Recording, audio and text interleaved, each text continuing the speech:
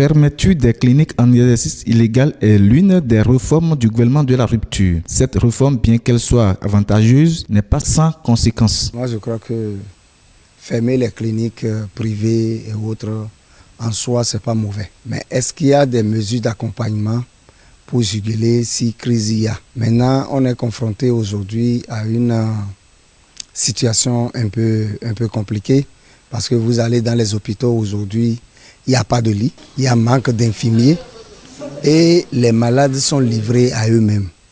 Ce qui fait que si on veut être honnête envers soi-même, le taux de mortalité doit pouvoir augmenter.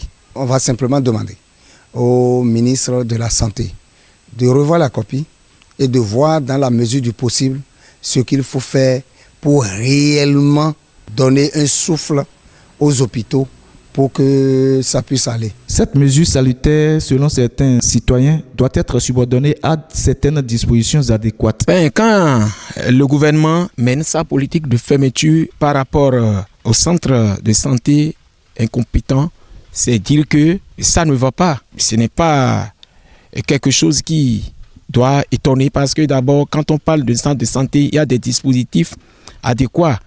Et il y a le plateau technique qu'il faut considérer. Mais si le gouvernement constate que ce n'est pas bien, je ne voudrais pas parler aussi seulement du plateau technique, mais la compétence des agents de santé.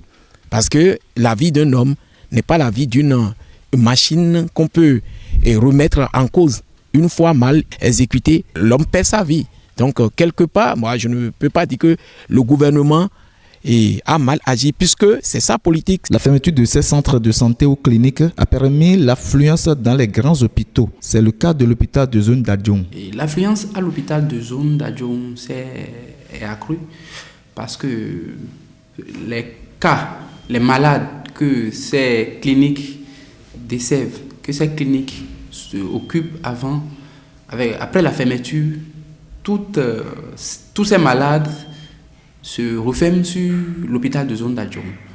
Donc, pour ne pas dire, l'affluence a doublé carrément.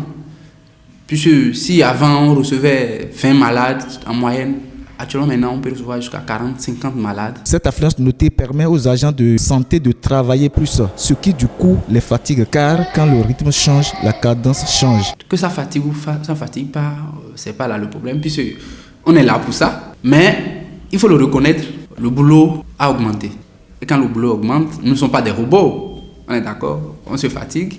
Mais bon, on essaie quand même de faire avec. Les patients de l'hôpital de zone d'Adjong peuvent désormais créer un ouf de soulagement, car le centre TICA construit depuis désormais mis en service avec des équipements adéquats, ce qui désengorge les anciens locaux de cet hôpital de zone. TICA a ses propres équipements. Peut-être vous aurez le temps de voir vous-même. Ils ont livré le centre avec tout l'équipement. Il y a même des équipements qui sont ici, qui ne sont même pas dans certains grands hôpitaux d'ici, de la sous-région. Donc, pour l'équipement, on n'a rien apporté de l'autre côté. Tout est déjà là. Tout est déjà ici. C'est comme c'est un autre centre de santé ou bien un autre hôpital qu'on nous a livré, quoi. Tout est déjà dedans. Et ce qu'il y a même dedans est mieux que ce qu'on a de l'autre côté aussi. Cette affluence observée oblige certains agents de santé à travailler hors normes. Pour vous dire toute la vérité, on est débordés. Et le cadre ne s'y prête pas. On n'a pas assez de personnel. Parfois, je ne vais pas vous mentir, on est obligé de faire des accouchements à même le sol. Ce qui n'est pas dans les normes. Mais on ne peut pas faire autrement, on fait avec. On est vraiment débordés. Il y a manque de personnel, le cadre ne s'y prête pas. Ils profitent pour faire des doléances au gouvernement. Nos doléances se résument au renforcement de l'équipe. On veut avoir assez de personnel parce que ça va faire du bien aussi aux patients parce que, écoutez, nous sommes des humains. Hein. À un moment donné, on sent aussi la fatigue et on peut pas...